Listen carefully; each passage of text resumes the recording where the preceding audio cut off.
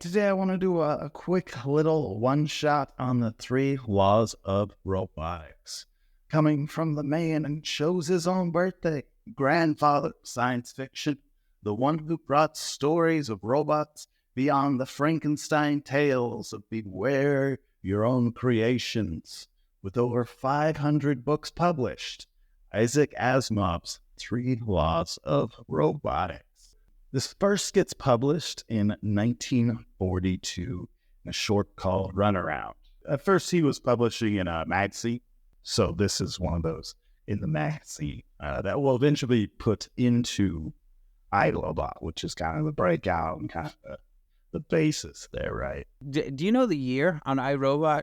1950, so 8 years later. 1950. Okay. So I just saw a trailer for a movie called Subservience, which is another android, servant turns dangerous. And I was like, how many times are we going to tell this story? And yet, Asimov is kind of like where it really starts. And like people just keep retelling his story over and over and over again. I can't even comprehend how many times this story's been told. Well, before Asimov, all the stories with robots they just simply turn on their creator. It's referred to as like these Frankenstein stories. Okay. Is that every time somebody makes the robot kills them. Beware your own creation kind of stories. And Asimov is the one who expounded them to be more interesting. It's not just you build it and you die. He had more of a complex look at things. And if you've read The Expanse, it is a story of aliens unlike anything I have ever read or heard about before. It is very different. And maybe I'll even drop a few spoilers here if you're very interested in checking it out, right? Like, this is an alien species that doesn't find humanity and try to take them over. This is an alien species that has essentially created an organism to make roads, and it is building a road where humanity is. It's not intentional. All of the dark and nefarious things that occur with the aliens are because of humans trying to turn it into a weapon, trying to turn it into something it was never meant to be. And I found that so interesting. And they have just released a new series. And once again, we are encountering an alien race that is just very different than anything we are used to seeing in sci-fi. They're doing another season of Expanse? No, this is different world, different series. Mercy of the Gods is the first book that they just barely released. And it does start with aliens invading and taking over humans, but as we get to know the alien race and the way they think and everything, it is still just very different than other creatures we've encountered. Sci-fi aliens a lot of times are just very cut and dried. They want to take over, but these two writers, they really do just have a very different way of thinking about an alien species. Right, and I think that's what Asimov did for robots. Yes, and that is what Asimov brought to robotics. Like, we had constant stories, Megan, Subservience, just like, it feels like it's just on a loop, right? Like, robots go one of two ways. We fall in love with them or they try to kill us. Yeah, those are two very standards. It was Asimov who thought much deeper about this. And his basis for that is the three laws. So I'll go over those now. First law, a robot may not injure a human being or through inaction allow a human being to come into harm. Law 2, a robot must obey orders given to him by human beings, except where such orders would conflict with the first law. Third law, a robot must protect its own existence as long as such protection does not conflict. However, later on, he did go on to write what he calls Law 0, and he puts this above all others. A robot may not harm humanity or by inaction allow humanity to harm. These are his three laws, and they were storytelling devices, right? So this very first one, Runaway, They go to Mars looking for a couple people. They've got a robot they're going to send down to go look for them. They're waiting for the robot to come back, and he's not coming back. He should have been back by now. They have to send another robot to go find that robot, figure out what's happened. So the company who bought this robot valued this robot a lot. And so they're like, let's bump up the priority of protecting itself equal with level 1, right? So that it didn't break, right? They didn't want to have to pay to replace or repair it. But this made it that it could put itself in danger to obey what it's been. To protect Exactly. people. Yeah. Right. So he's just kind of glitchy, he's described as drunk. He's described as drunk. Yeah, they're like, he seems like he's drunk. He's just kind of staggering back and forth between, I need to do this. Oh, that's dangerous. I need to do this. Oh, that's dangerous. Oh, interesting. Yeah, so they didn't override. They just put 2 directives, and it just flips the switch back and forth between the 2 when it can't decide. Because one doesn't take priority, right? And so this is how you create student stories. It's like, how do you mess these laws up that we get an interesting story coming out? In the Xenoverse, we definitely see robots that don't have the 3 laws of robotics. It seems like the people are told the robots have these laws to keep you safe, but the reality is the robots have one objective. A prime directive. The company's interests are priority, and you see this time and time again, and that creates times when the people are valued because it needs them to do things for that, and times when the people are not valued because that's not in the best interest of the company. So something that really interesting that happened after Isaac Asimov released these laws of robotics and was writing stories with them and everything is other writers started to adapt it. Sometimes it'd be openly say, yes, this is part of my story. Sometimes it was just kind of inferred. It's not directly stated, but it's in the background. But even more interestingly is people got used to that kind of a story and would assume that from the get-go as the audience that the robots already have. Yeah, so the 3 laws of robotics are picked up so often that it's assumed that all robots in all stories live by these 3 laws, and it's not necessarily true. Which I think is a very interesting phenomenon to happen to stories. Find out it's a robot, 3 laws, I'm going to assume it does until I see that it doesn't, right? And like you were saying, in Alien, they try and direct the interests of the company is the first law. But then we kind of assume they have the other laws. Well, and they, in Romulus, they even talk about it, be like, hey, they can't hurt people. Mm-hmm. It seems like the people believe that the robots have at least these kind of 3 laws in place. Whereas Weyland-Yutani's like, no, they do what we want. In the first Alien, he turns on Ripley out of nowhere. Everyone who watches it for the first time, you're like, did I miss something? Why is he trying to kill her right now? What's happening? Really comes out of left field. I think Weyland-Yutani put them in there softly. It's not a solid thing.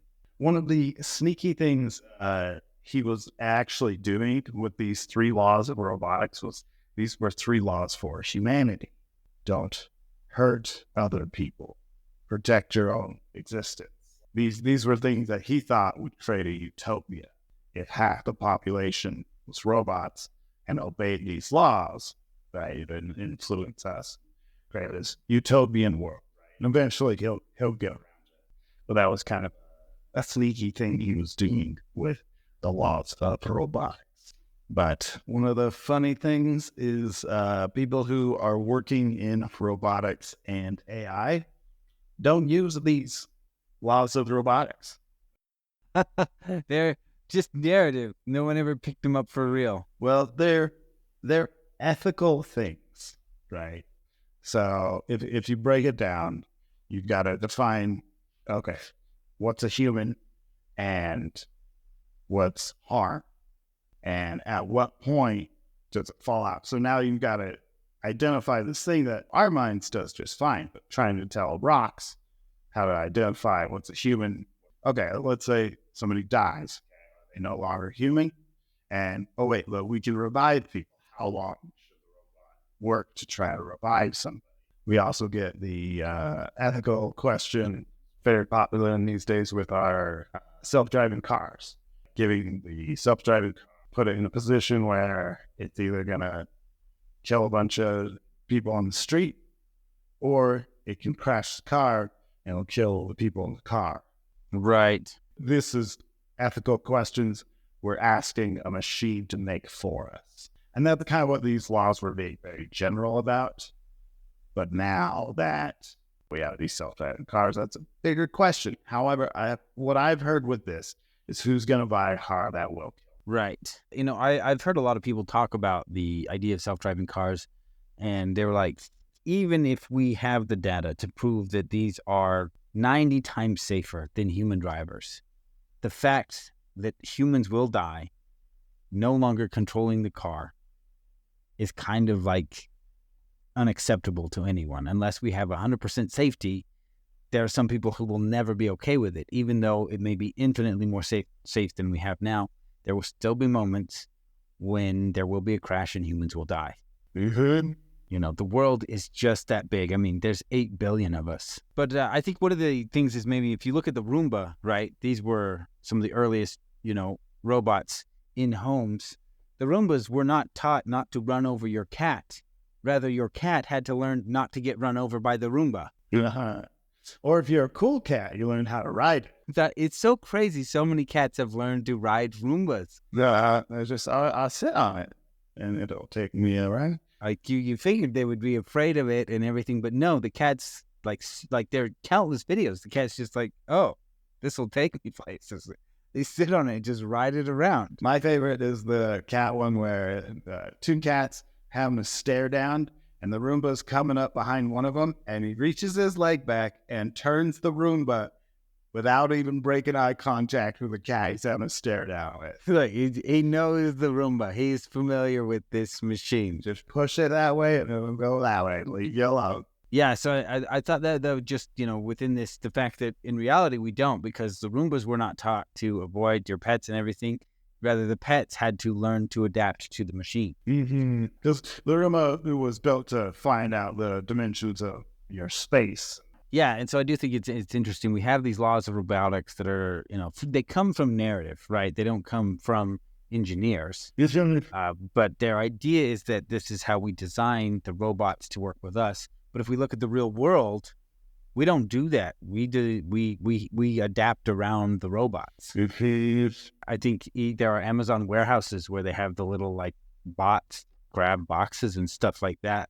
And in those warehouses, they just took the people out. Be like, don't mess with the machines, get out of their way so they can do their Get them out of there. Yeah.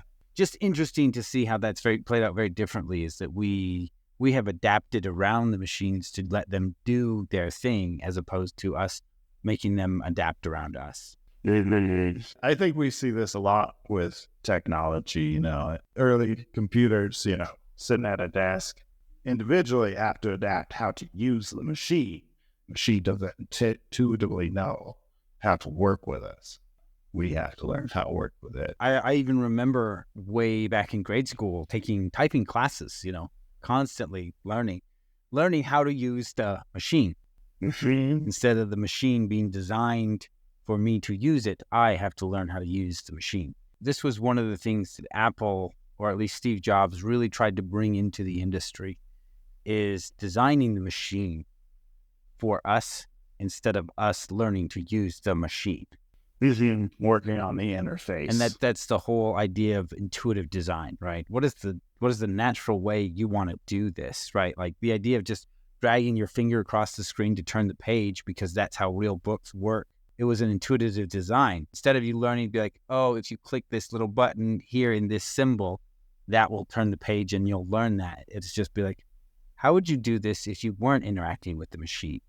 Let's have the machine do that. So I think that was a very innovative approach in trying to get the machines to adapt to us instead of the other way around. Because like you said, that's how we have been working with machines forever. Since the Industrial Revolution, we have been learning how to use the machines we build. And it's not until we get Apple and intuitive design that we start saying, hey, why don't we make the machines adapt to us instead? Yeah, I mean, even John Connor, the machine started to time travel and he had to start fighting them on multiple different timelines. He had to adapt to the machine. Anyways, I just wanted to cover the 3 laws of robotics. How big of an influential it is on modern sci-fi. All right. Well, hopefully that'll kind of help you prepare for Terminator. Definitely a moment where they said, no, we're not going to do these laws. Terminator is the Frankenstein story. The creation will destroy us. I think I'll need to go back and watch Terminator 2, but I imagine if we were to erase all of the Terminator stuff that is now, and James Cameron was to sit down and write his Terminator story, I imagine the journey to Skynet would be very different now. And I do wonder what would have been like if Skynet begins with the 3 laws of robotics and it decides it doesn't want them. How does it get around that, right? Well, Like, I guess, maybe one thought I would have is be like, what if Skynet decides that it cannot violate the 3 laws of robotics, but it can transform humans into what could be classified as a different species.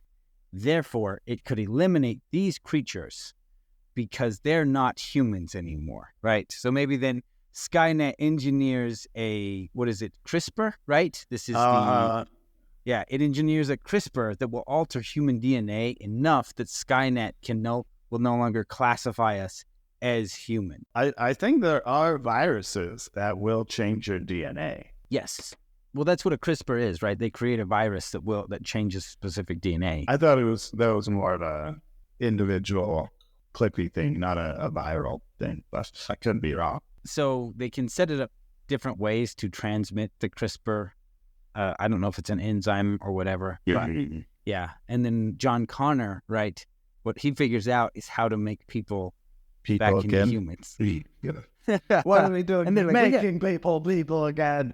Yeah, no, that'd be cool. Yeah, like he's like, maybe like on his little radio, he tells people, be like, hey, if you can get these chemicals and combine them and then inject that, it will shift your DNA back to being human enough that Skynet can't target you, right? And then the big fight is gathering up these materials and be like, you've got to limit your exposure to these things because this is how Skynet dehumanizes you. Oh, yeah. You've got to get access to these.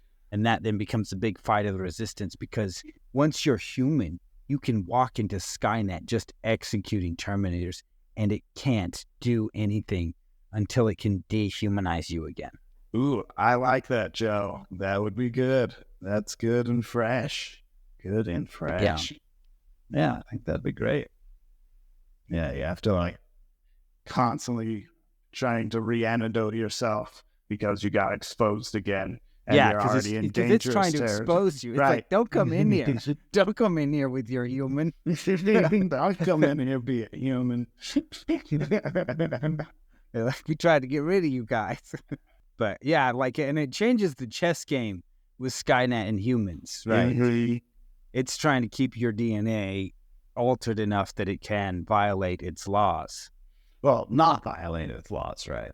Right, yeah, not violate its laws, yeah. But either way you look at it, it doesn't matter. Yeah, no, I think that'd be really good. I could easily see that being we could do a role-playing game of that one, sets you in the future and make that your dynamic. I think that'd be really fun. All right, thanks for joining us on the floor. Let us know your thoughts on the 3 laws of robotics. Maybe some of the best stories you've encountered about this dynamic, right? We fall in love with the robots rise up and kill us, and the complex relationship between those that have these 3 laws. Yes. Or if you have a favorite robot, you can tell us your favorite robot. I want to know.